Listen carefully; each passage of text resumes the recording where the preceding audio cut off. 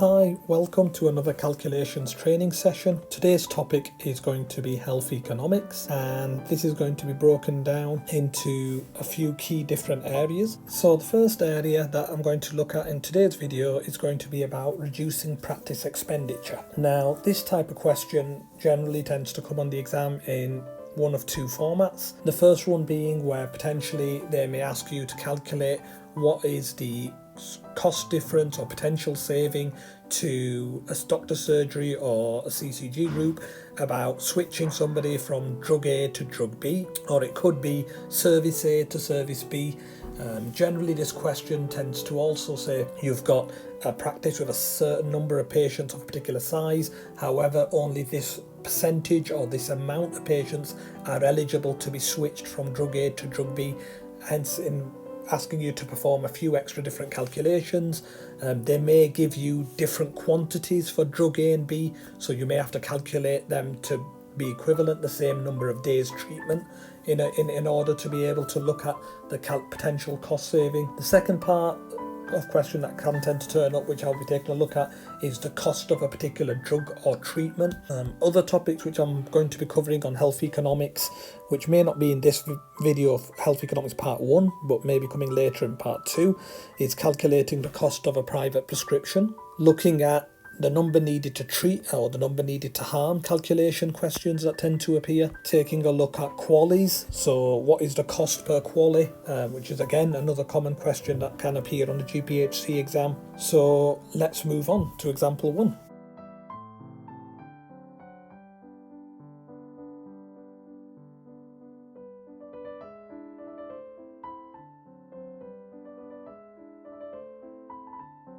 So in this first example, we're going to be looking at the first type of the health economics question that I listed, which was reducing practice expenditure. So this would be 1A, which is a cost difference question. So essentially what the question's doing is giving us drug A and drug B and asking us to calculate what is the potential saving for a set number of patients if they were switched over from drug A to drug B. Now this question could come in different formats. So for example, it could not be about drugs, it may be about different types of services, and the question may ask you about switching from one type of service to another type of service for a certain group of eligible patients. Now this wording of eligible patients is quite key, because sometimes in some questions they may try and throw you off where they may say a practice has got 300 patients, however the question is only referring to patients who are eligible to be switched on that drug. So hopefully we'll come across that in another example soon. A good thing at this point would be to pause the video and have a read through the question. Once you've read through the question, I'd like you to think, what are your key points in that question that you need to remember, which will help you during the calculation. So what I'm going to do is I'm just going to highlight some of the key points for me as I read through this question. So the first thing that I'm going to do is I'm going to highlight that it mentions you review the patient's records and identify 6 patients who take doxazosine 8mg MR and 12 patients who take the 4mg MR. And these are the patients who can be switched over. So essentially these are my eligible patients. The other thing I'm going to bear in mind here as well is that 8mg MR, when I'm switching somebody over to the 4mg standard release, I'm going to need double the quantity here of the 4mg to make the 8s. So that's a key point to also note. The next key point of interest is that it mentions the practice has a repeat prescribing policy of 84 days treatment on one prescription. And then later it mentions that it wants us to calculate the total saving of 4 repeats. So repeat prescribing policy of 84 days on one prescription, and that would be classed as 1 repeat, and they want 4. So now what we'll do is we'll start off by tackling this calculation using a formula that I tend to use for the majority of health economics calculation questions of this type. And that formula takes this precedent: current cost minus the new cost equals the saving. Notice in blue underneath I've written per under each one. What that's referring to is the frequency of the treatment.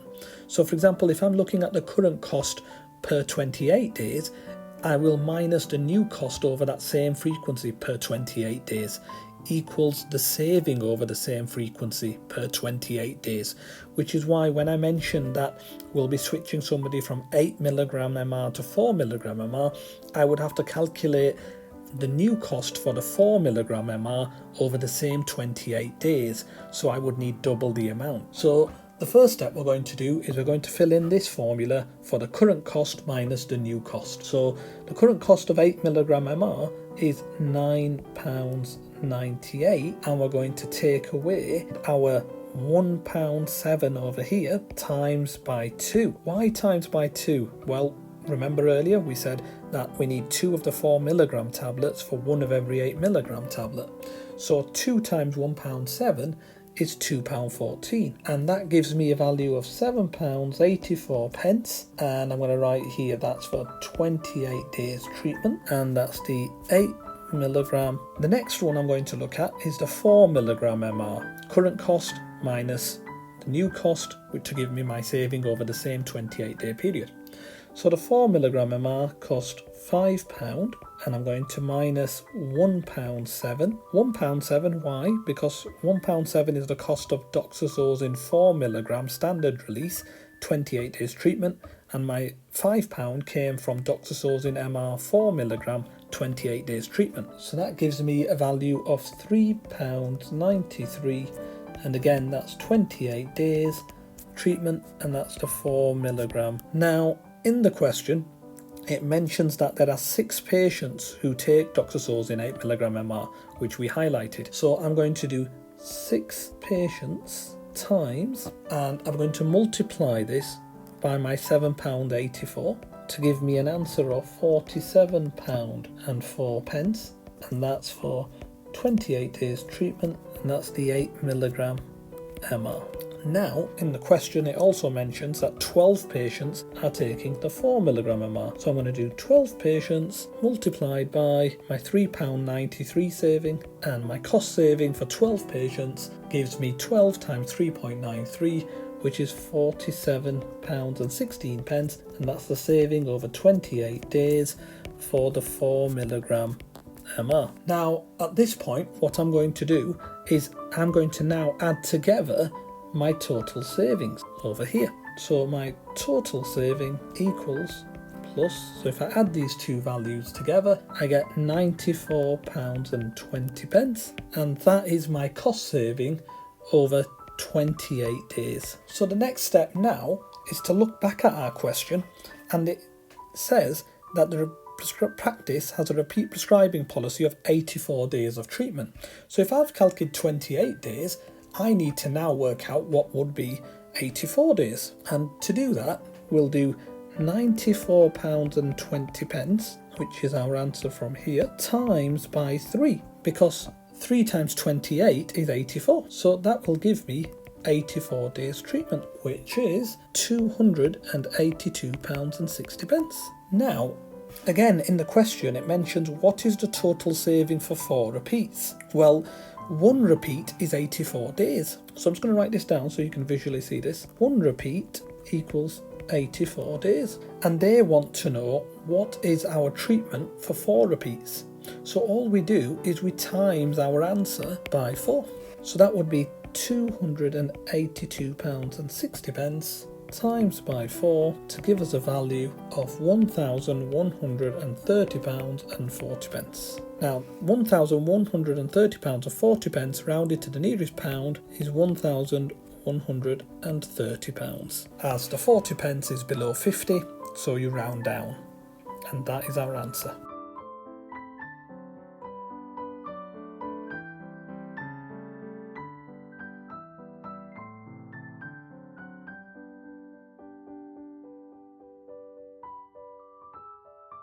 So this is an example of a health economics calculation question. It fits in quite well in category 1, which is to do with cost comparison of 2 different drugs and the potential saving in switching patients from one drug to another drug. So a good idea at this point might be to pause the video to have a read through the question, and then when you press play, it'll lead on to my explanation of what I think are the key points in the question and how I would go about tackling this. So taking a look at the question here, we can see that there are some key points that we need to be aware of. So the first one would be, if we start at this line over here where it says after reviewing 25 patients who are currently being prescribed apixaban 5mg, you notice that 20 patients could be safely switched to edoxaban 60mg.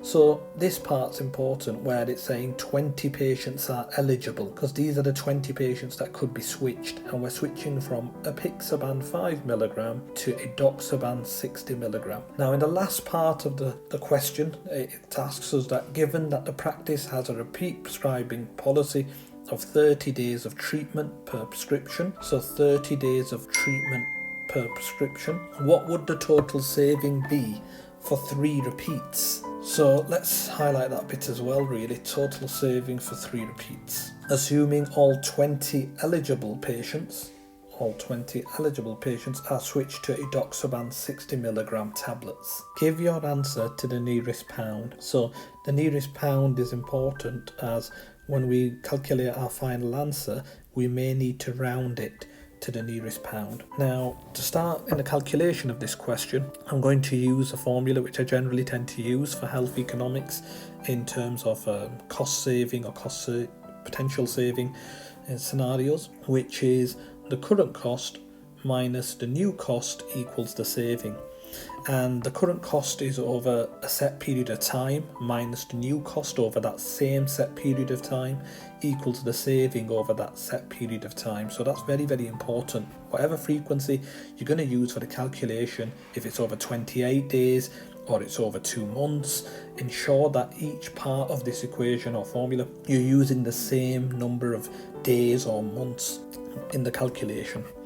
So let's begin. So what we're going to do is we're going to start off by filling in the first part of our formula, which is we're going to calculate the current cost for apixaban minus the new cost, which is edoxaban, equals our saving. And this is going to be, so we're going to calculate apixaban over 28 days, and we're going to minus the edoxaban over 28 days, and that's going to give our saving in 28 days. And we're going to do this for one patient, so per patient in each one, so that we've got consistency across the board here, guys. Now, apixaban, apologies. First of all, why did I pick a frequency of 28 days?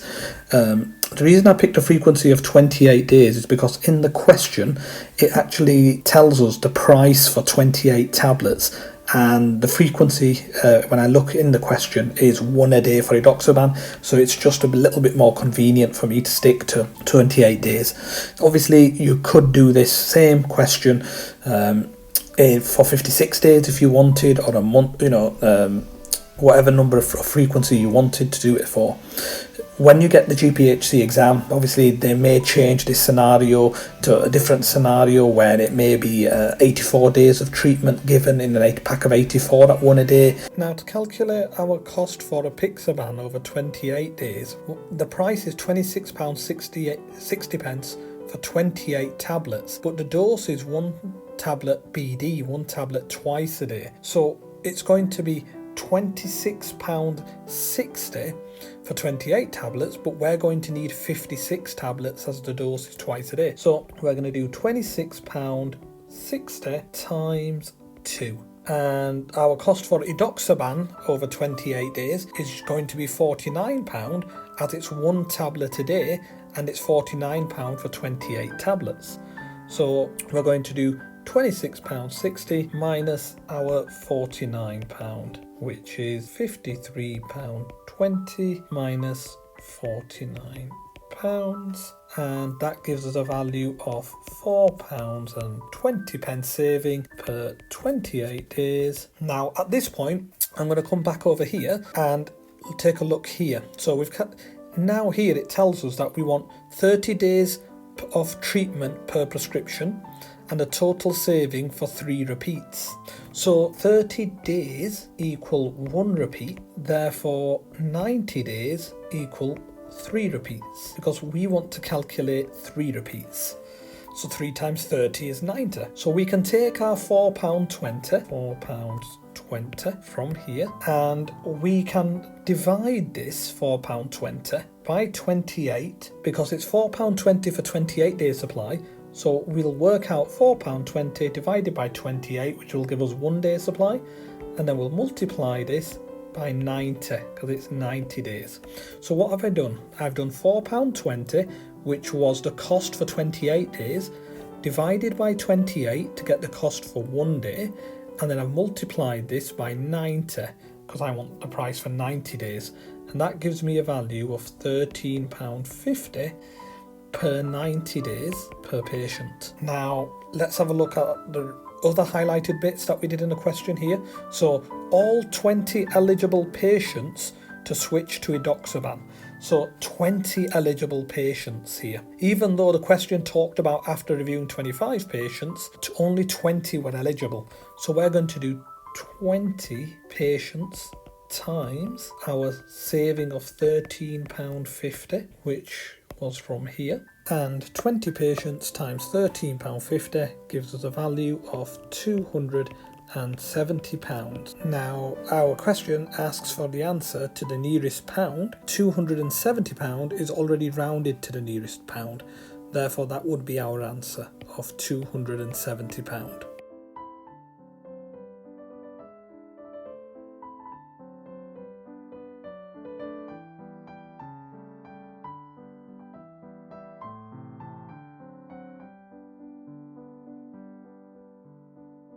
Now this is another example of a health economics question. In this scenario here, we've got 2 different services, A and B, and the question's asking us to calculate the difference between the services A and B in terms of the cost to benefit difference. So there are a few extra steps in this calculation that we have to do, but essentially it's the same principles and methodology as before. My advice to you here would be to pause the video, read through this question, and then we'll have a go at tackling it together.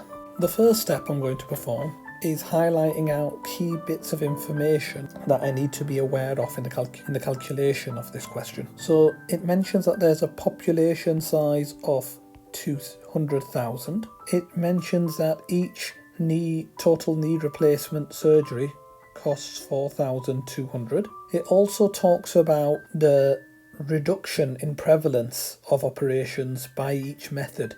So method A has been shown to reduce by 20 operations in every 100,000, and method B has been shown to reduce knee surgery by 14 operations in every 100,000.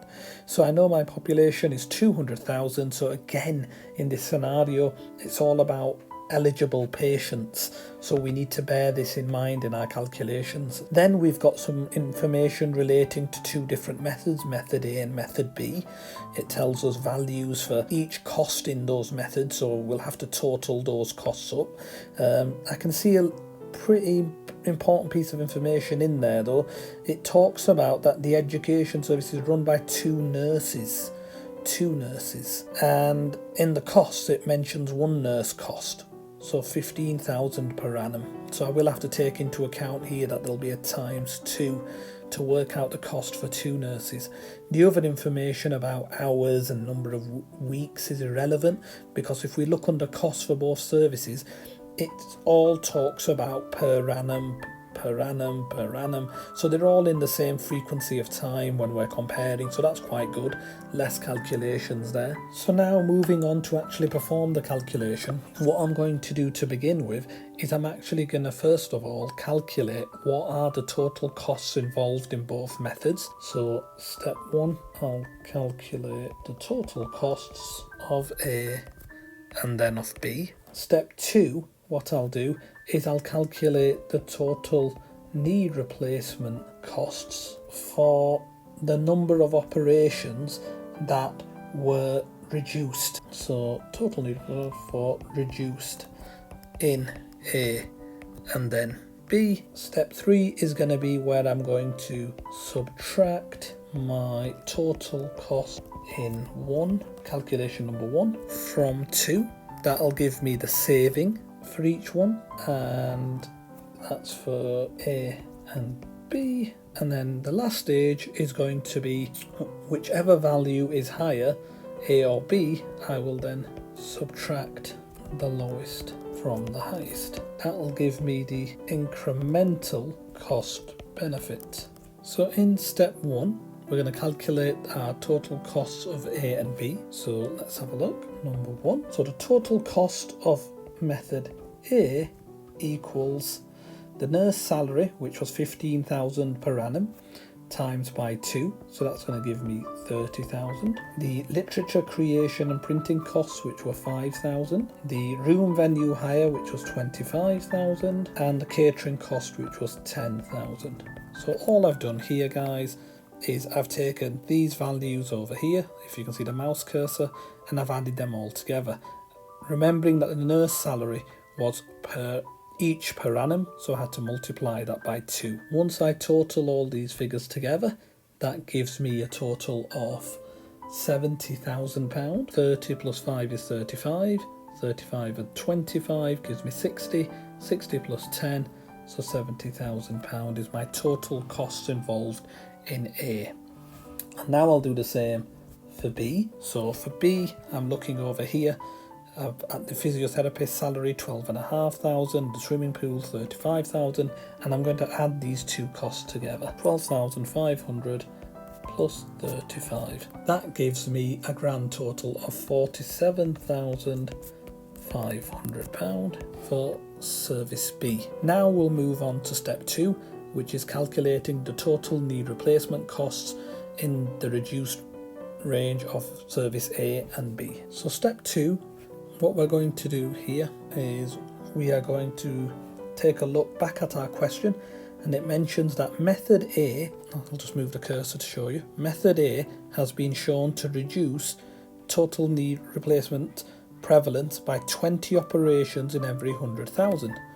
So number 2, A equals 20 operations in every 100,000 patients. Now our population size is 200,000 as stated at the start of the question, highlighted in yellow. So if our population size is 200,000, then that means 40 operations would be reduced in prevalence. So let's do the same for B. B equals, and they mentioned for B that method B was shown to reduce total knee replacement prevalence by 14 operations in every 100,000. So 14, I'll draw a line here just to make it a bit easier, 14 in every 100,000 patients. So we need to know in our population size of 200,000 patients, that would be doubles, because 100 to 200,000 is times 2, so 14 times 2 is 28. So now what we're going to do is we're going to calculate the cost of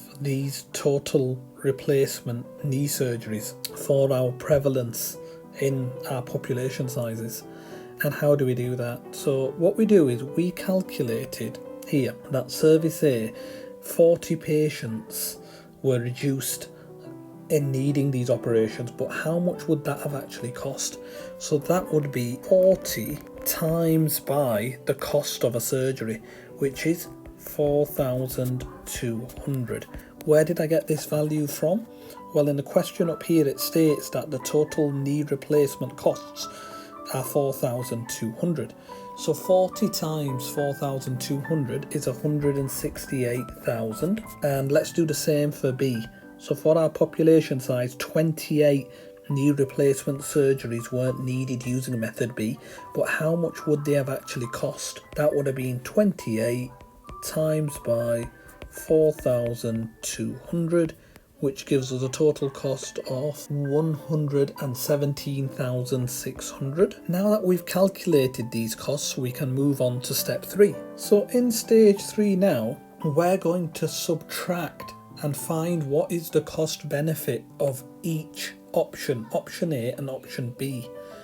So if we look at step 1, we calculated that for A, the cost of using method A was £70,000.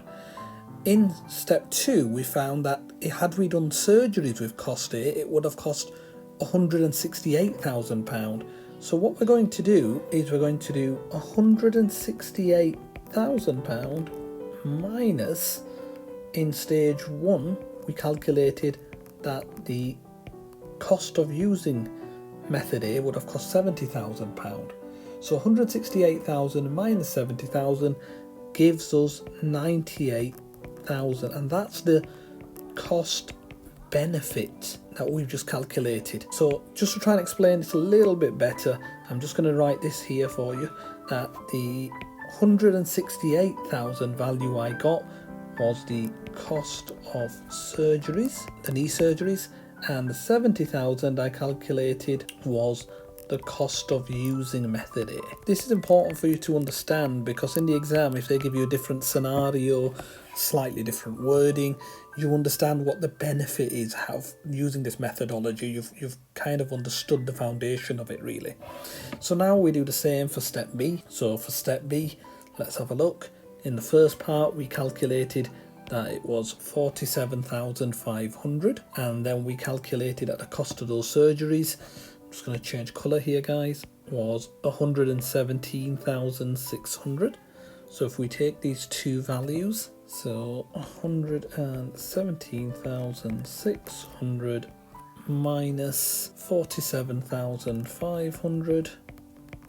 Again, all I'm doing here, guys, I'm just going to copy this to make it a bit easier for you. Copy, paste, there we go.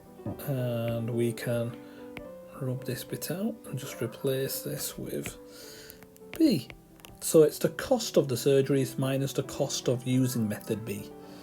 And that gives a total of 70,100. And again, that's the cost benefit. Now what we're going to do is we're going to do our last stage of the process, which is stage 4. And we've now gonna be able to subtract the highest from the lowest. So we can see that method A has a higher cost of £98,000 and method B's cost benefit was £70,100. So that's this value here and this value here, and if we subtract them, it gives us a grand total of 27,900. And guys, that is our answer, £27,900. I would highly recommend you to replay this video again to make sure you fully understand the methodology that was used, and I hope that helps.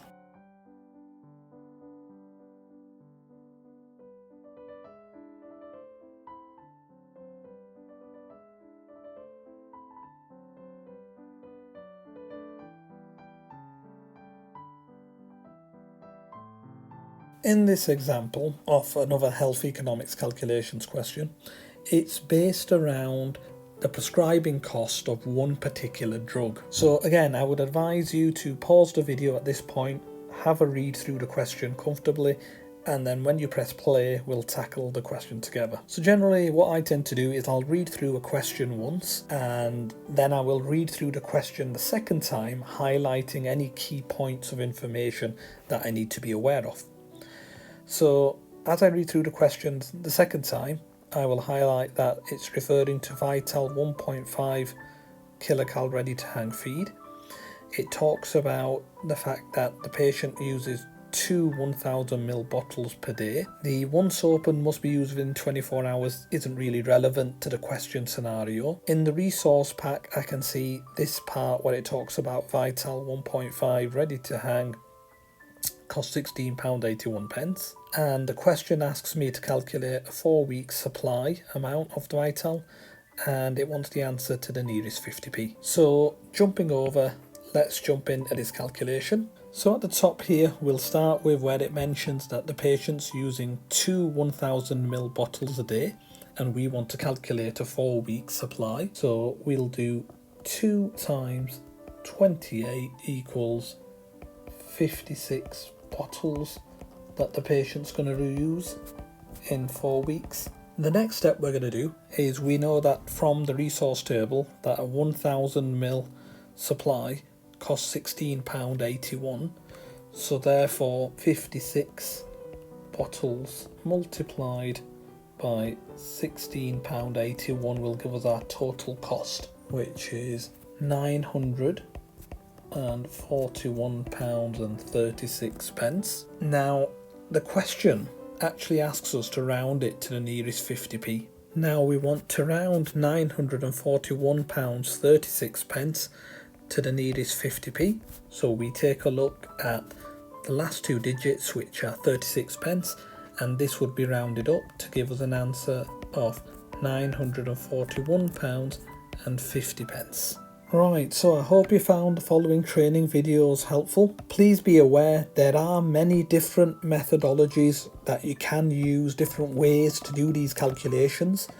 The methodology that I've used to tackle these questions is what I am comfortable with, and it's how I train my pre-regs. Whatever you are comfortable with and you find the best way for you to answer that question, please use that method. It's very important in the exam that you are fluent in your process and you understand the foundation of the principles to how to tackle these calculations. If you found the video helpful, please like and subscribe. It would mean a lot to me. It lets me know that I'm on the right track. Share it with your colleagues. They may find it helpful. Also, in the link section below, I've included some very important links. One is to my shared Google Drive. In that Google Drive, you'll find lots of past exam papers. As you can see on the screen here, there's paper 1 and paper 2. Paper 1 is calculations. There's some helpful resources in there as well.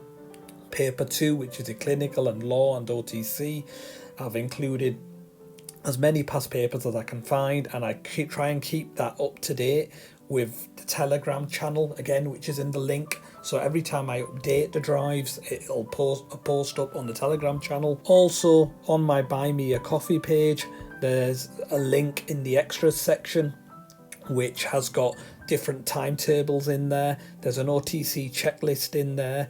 There's an MEP and law checklist and a BNF checklist in there as well. If there's any other particular area of calculations that you'd like me to cover, then please leave me a comment in the comment section below. Alternatively, if you'd like me to cover anything from the BNF, the MEP or OTC, again, just leave me a comment in the comment section below, and hopefully if I can make some more free time, I'll continue making more videos. Thanks again, enjoy the rest of your day, and remember to like and subscribe.